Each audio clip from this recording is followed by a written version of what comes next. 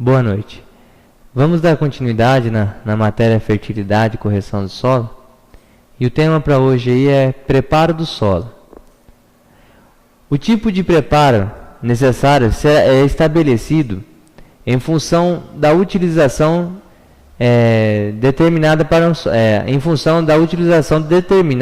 um solo, pois verifica-se que não é possível estabelecer-se um único tipo de preparo de solo para todas as culturas. Cada solo e cada cultura tem um preparo diferente. Considerando as formas de preparo, são estabelecidas duas maneiras, a manual e a mecânica.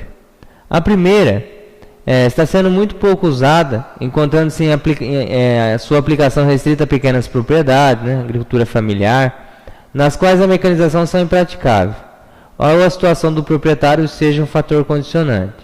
A segunda é largamente utilizada na agricultura, pecuária, silvicultura.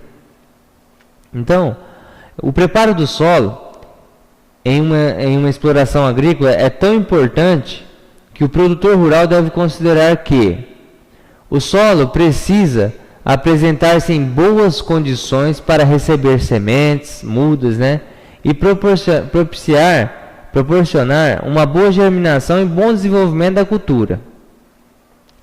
O maior número de operações utilizadas no preparo do solo encarece a cultura e pode favorecer erosões, piso de grade, compactação de solo. Existem culturas que são mais exigentes, como a soja, em preparo do solo.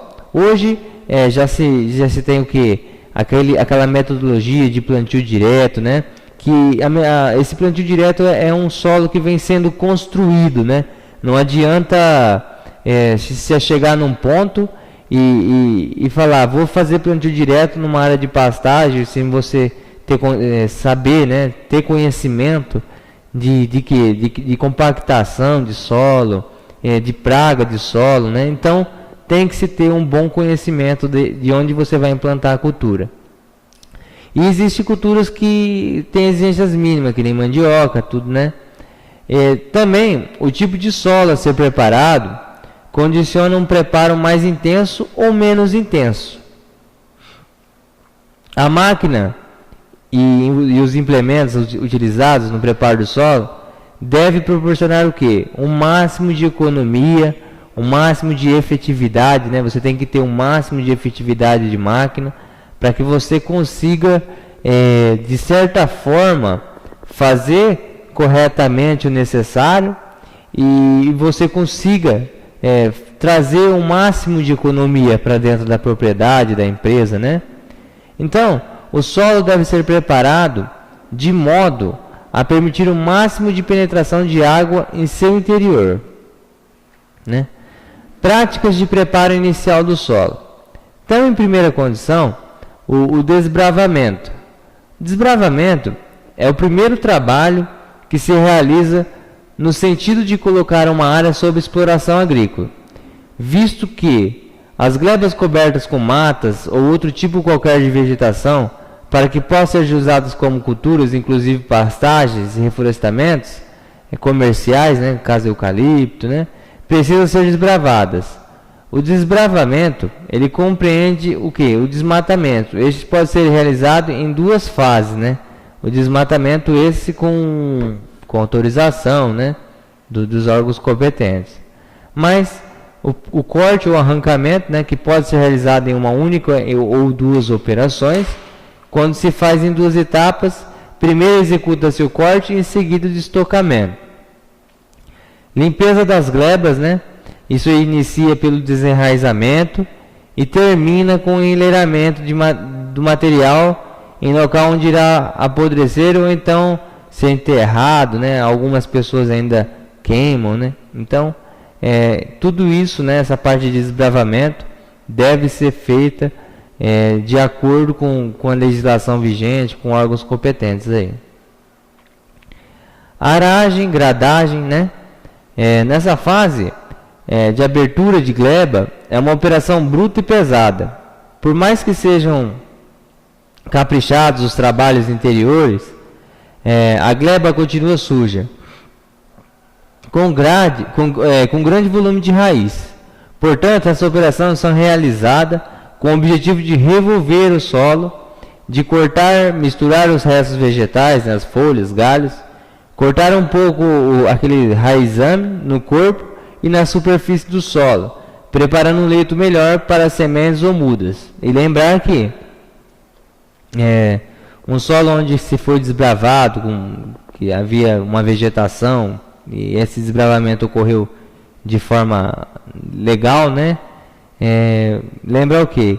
Vai ocorrer mecanização dentro da área.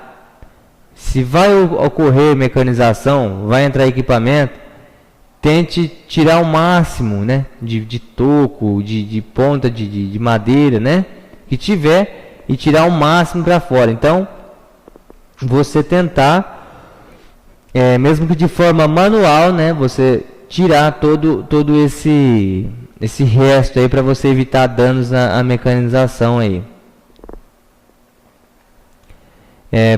Práticas de preparo periódico do solo. Então, temos a aração. A aração é uma prática de preparo do solo que constitui uma inversão de camadas, utilizada com a seguinte finalidade: enterro de matéria orgânica existente na superfície do solo, extermínio de ervas daninhas, melhorar a fertilidade, aumentar a aeração do solo, né? Aumentar a infiltração de água também no mesmo aí. Melhorar o desenvolvimento de raízes das plantas, melhorar as condições químicas, físicas e biológicas, destruição de animais nocivos, enterro e incorporação de fertilizantes corretivos e adubos verdes. Elementos que devem ser considerados na aração do solo. Época da aração. Essa época é variável em função da região, do tipo de cultura a ser explorada, tipo de solo e teor de umidade do mesmo. Isto é desde que ele apresente boas condições de penetração do arado. Profundidade da aração. Também depende do tipo do solo e cultura a ser explorada, podendo ser classificada em culturas rasas até 15 centímetros, médias de 15 a 25, profundas de 25 a 40, por exemplo. E é preciso que se tenha uma variância na profundidade, é preciso variar a profundidade da aração a cada ano, porque quando feita sempre a mesma profundidade, ela pode provocar no solo o que se chama de piso de arado, que nada mais é do que uma camada compactada e endurecida, né? É uma camada compactada e endurecida, formada pela passagem do arado, e por vários anos seguidos, isso, e na mesma profundidade. Então essa camada pode criar problemas de infiltração de água no solo, desenvolvimento de raízes, né, das plantas. Então é sempre bom estar avaliando essa condição de piso de arado aí. Número de arações também é condicionado ao tipo de solo e cultura a ser explorada. De um modo geral, pode-se efetuar uma ou duas arações, sendo a primeira feita logo depois da retirada da colheita, com o objetivo de picar e enterrar os restos culturais, e a segunda pouco antes do plantio, para complementar a primeira. Deve-se dar um espaço de pelo menos 30 dias entre uma e outra aração, para que haja decomposição da matéria orgânica. O sentido da aração. Em terrenos inclinados, deve ser feito cortando o sentido das águas, né? Enquanto que terrenos planos, se possível, deverá ser feito no sentido de maior comprimento. Para que no sentido de maior comprimento? No sentido para que você tenha uma efetividade melhor, né? Um rendimento máquina, hora, melhor. Então, pensar sempre o seguinte: eu preciso que o meu solo seja preparado, eu preciso que eu tenha uma boa condição para que eu possa desenvolver cultura. Então, só que também você tem que ter o quê? Um rendimento, um baixo custo para que isso ocorra. Então, sempre avaliar o terreno, ver qual a melhor condição de se trabalhar antes de... Então, planejar, né? Planejar é pensar no futuro, né? É pensar no que pode acontecer. E esse futuro pode ser longo ou pode ser curto, a curto prazo ou a longo prazo, mas planejem, né? As ações a ser tomadas. Sistema de aração. Para se escolher o sistema de aração a ser adotado, deve-se levar em consideração o formato da gleba, a declividade do solo, o tipo de arado que se dispõe, o tipo de solo e se o terreno está ou não terraceado. Lembrando que o início do terraceamento se dá de cima para baixo, né? Porque você já vem, vamos pensar assim, uma montanha, né? Uma montanha e a água descendo. Se você começa daqui para cá, você não consegue quebrar essa velocidade. Então, terraceamento sempre descendo, né? E buscando o quê? A melhor forma de sistematizar essa lavoura. Mas sistematizar de que forma? O que é sistematizar? É você buscar uma forma com que o quê? Com que o maquinário, com que o implemento que ali vai estar trabalhando, ele tenha um grande rendimento, por exemplo, né? Você consiga aumentar o rendimento, que você saiba, se for uma cultura aí perene, né? No caso cana-de-açúcar, você saiba o seguinte, que você vai ter o ponto de transferência, né? Que é você tirar da máquina e passar para dentro do caminhão, no caso da cana-de-açúcar, né? Então buscar isso, que a cana-de-açúcar, você sistematize a área, busque aí pontos de 30, 40 hectares, um ponto no qual esse ponto de transferência fique centralizado, né? Então, nesse ponto centralizado, você vai passar a deixar de fazer acontecer o quê? De você pisar a lavoura que você está cultivando, né? Digamos que dentro dessa lavoura você tem um espaço de, vamos falar assim, na brincadeira, né? De 60 metros de comprimento, de largura por 100 de comprimento, para fazer um ponto de transferência. Vamos falar alto, né? 60 por 100. Então é só você multiplicar, você vai ver que que se você planta cana ou a cultura dentro desse ponto de transferência, é só você multiplicar. No caso da cana-de-açúcar, é buscar o seguinte, eu tenho, vamos falar, 6.000 metros que eu plantei cana, e esses 6.000 metros eu trato todo ano. Ótimo, você trata todo ano. Então, você pega 6.000 metros ali, 6.000 metros, em metros lineares, são 1 hectare de cana no plantio de 1,5 m. Então, você tem quase 1 hectare de cana sendo pisoteado. Se esse 1 hectare estiver sendo pisoteado, você está disponibilizando adubação para 1 hectare, aplicação de defensivo químico para 1 hectare, controle biológico, controle químico para 1 hectare. E nesse valor, você determina valor de cada produto, valor da operação nesse 1 hectare, e você faça a simples conta. Fecha, produz cana, produz a minha cultura nesse 1 hectare que está sendo pisoteado? Não vai se produzir. Então, sistematize a tua área, busque qualidade em detalhes, né? Gradagem é uma prática de preparo do solo realizada com as seguintes finalidades: destorrar, pulverizar e nivelar o solo. Nesse trabalho de grade, se realiza também o seguinte: o nosso, às vezes até esquecido, famoso em algumas regiões, em algumas empresas, né? O PPI, né? Que é o pré-plantio incorporado, que são produtos, né, são diversos mecanismos de ações, diversos produtos comerciais que são utilizados, né, para fazer esse PPI, que nada mais é do que você buscar uma alternativa de desinfestar a tua área de ervas invasoras, né, de ervas daninhas invasoras, né. Então, a gradagem, né, nesse ponto, ela tem essa,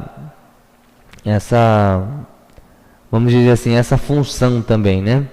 Então, e além do que? De nivelar o solo, né. Enterrio de sementes, adubos e corretivos, né. Picar, enterrar restos de culturas e adubos verdes. Eliminar ervas daninhas. Realizar escarificações superficiais e profundas em solos cultivados por muitos anos, né? Elementos que devem ser considerados na gradagem do solo. Época da gradagem. Essa deve ser realizada logo após o completado trabalho de aração. Número de gradagens.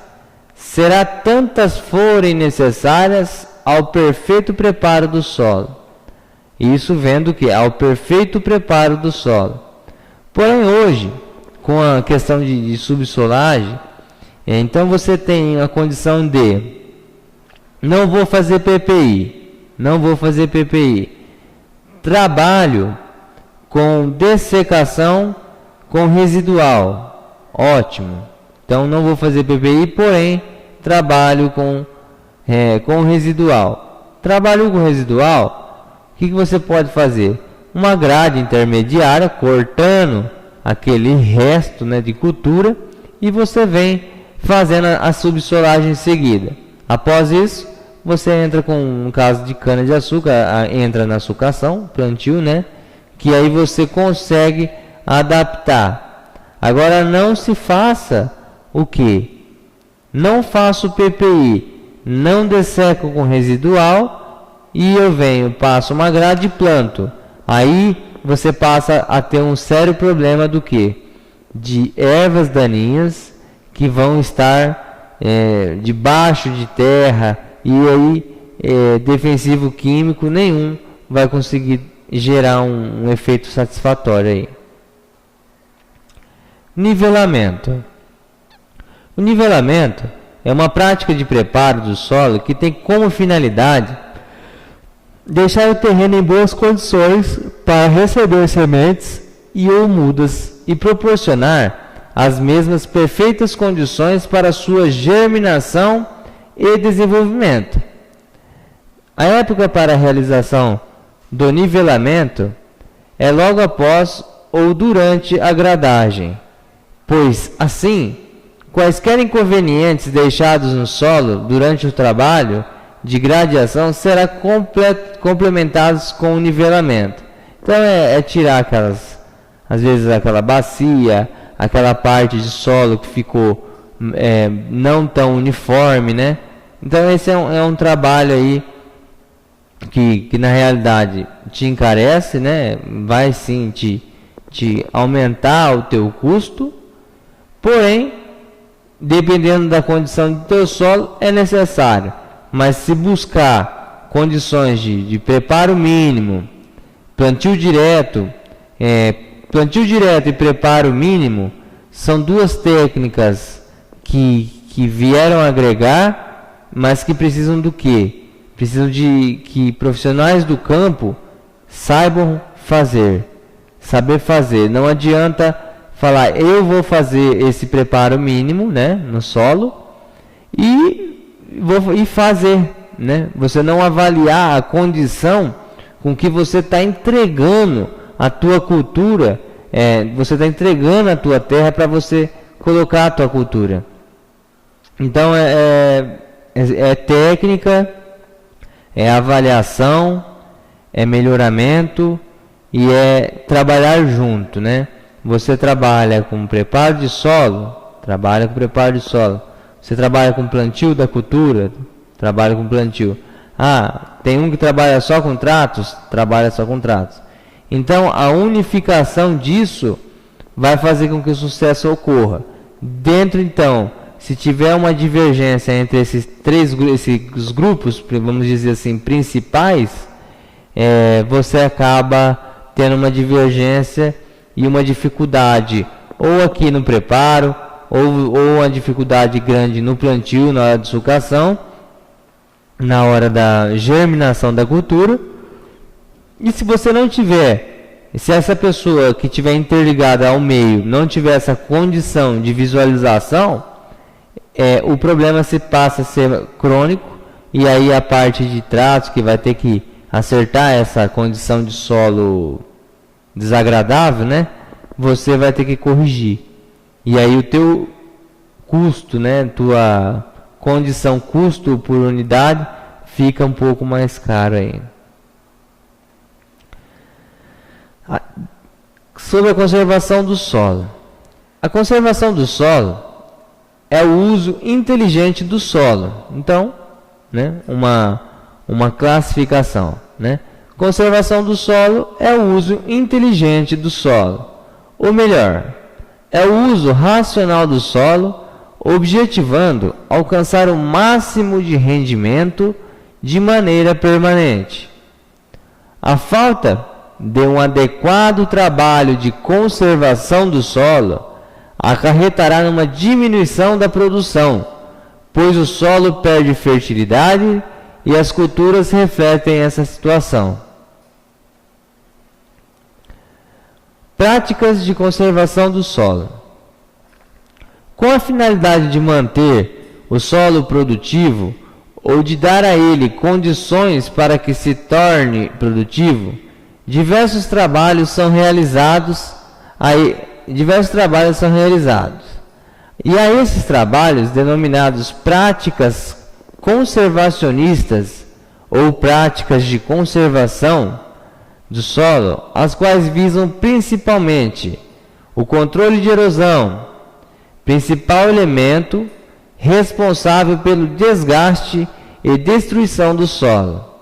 Entre as práticas usadas de conservação do solo, podemos citar de caráter edáfico, ou seja, são práticas usadas com a finalidade de evitar o empobrecimento do solo, mineral e orgânico, e melhorar as suas características físicas. Exemplo, adubação, eliminação e controle de queimadas. De caráter cultural ou vegetativo. Conservação do solo através da vegetação. Exemplo, plantas de cobertura, plantios de árvore, quebra-vento, né? Rotação de culturas, culturas em faixas e etc. E de caráter mecânico, esse destinado a diminuir especificamente o processo erosivo do solo através de práticas que exijam ou não mecanização. Por exemplo, o terraço. Desculpa. Um terraço, por exemplo, a famosa curva de nível, né? Capinas alternadas, lavrar no sentido horizontal do terreno e etc. Erosão do solo. Conceito.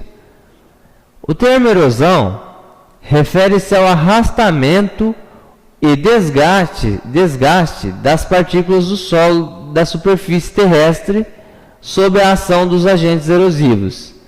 Se traduz na desagregação, transporte e deposição de partículas do solo. E quais são as causas da erosão? As causas da ação são a ação de agentes como água, vento e geleiras, né? Tipos: hídrica, eólica e glacial.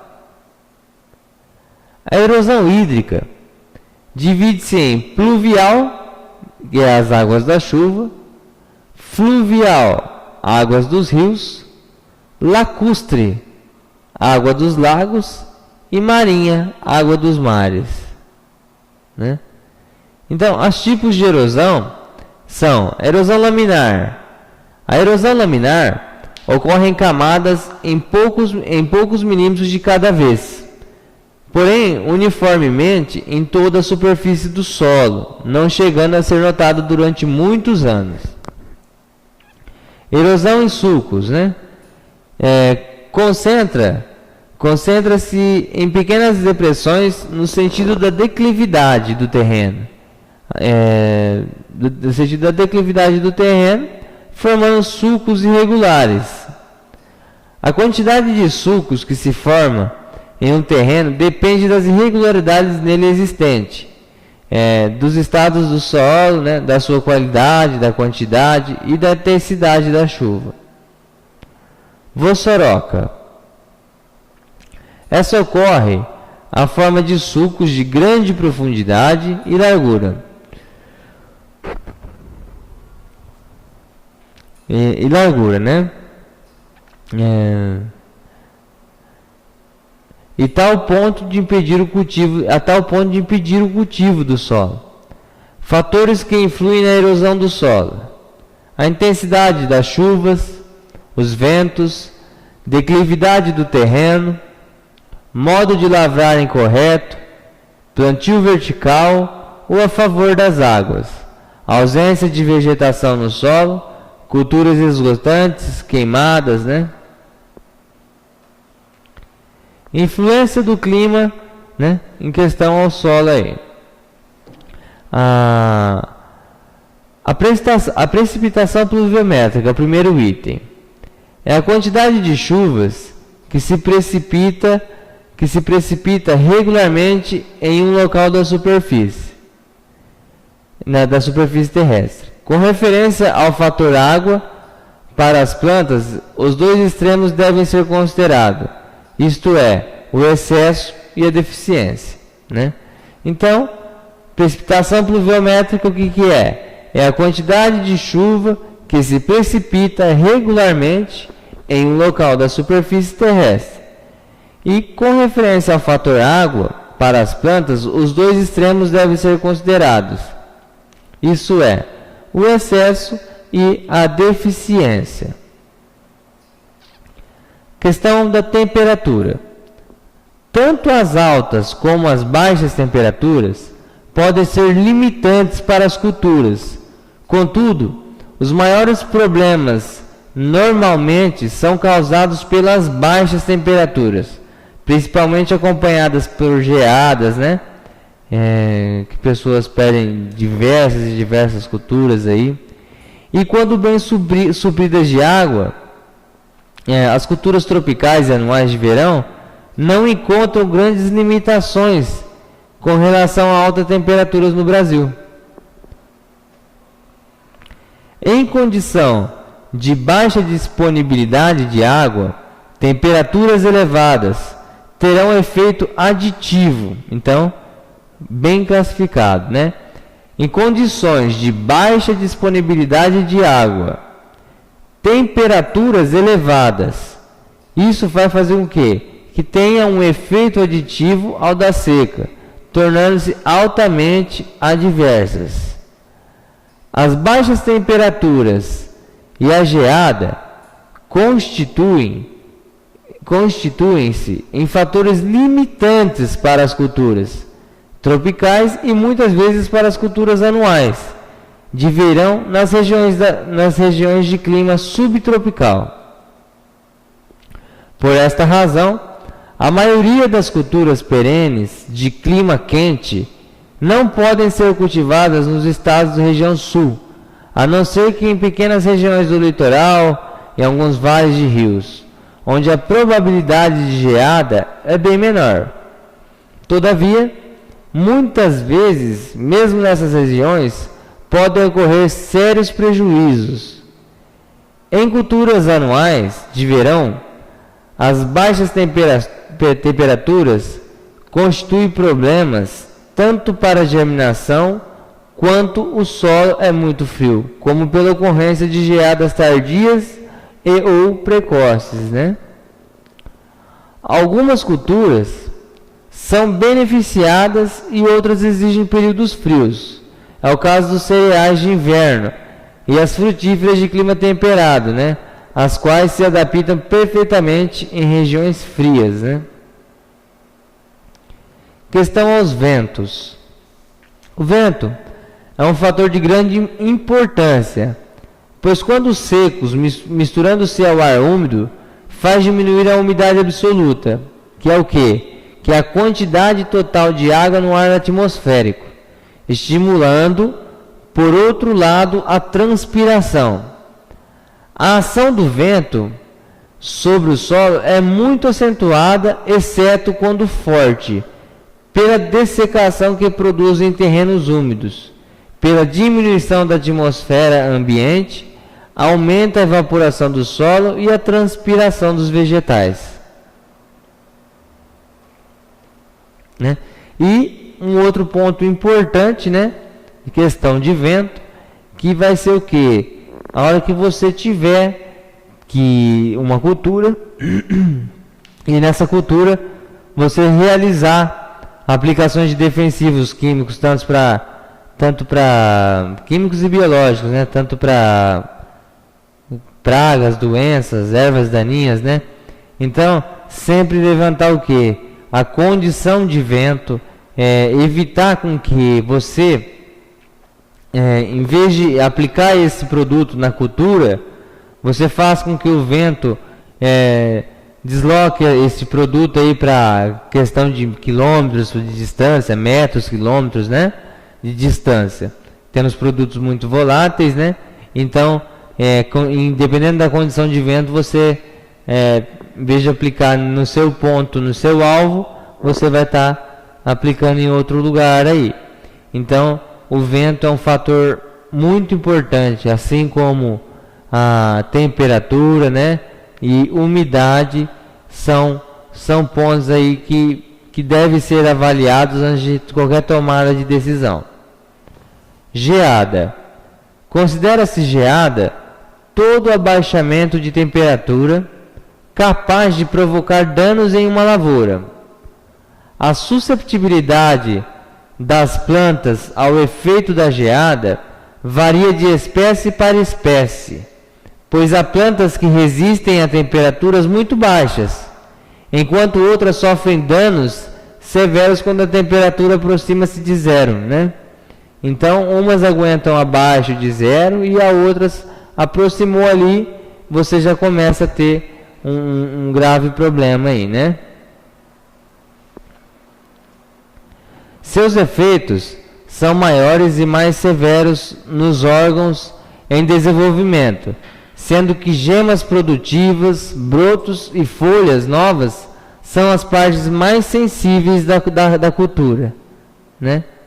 Então, essa questão de o clima, né? O clima vem influenciando muito e influencia em toda a tua tomada de decisão.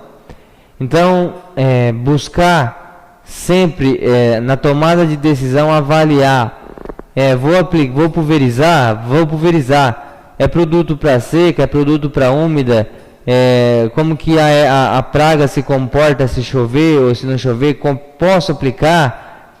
Então, o manejo integrado de pragas, né, e plantas daninhas deve ser muito bem estudado e pensado junto ao clima aí também.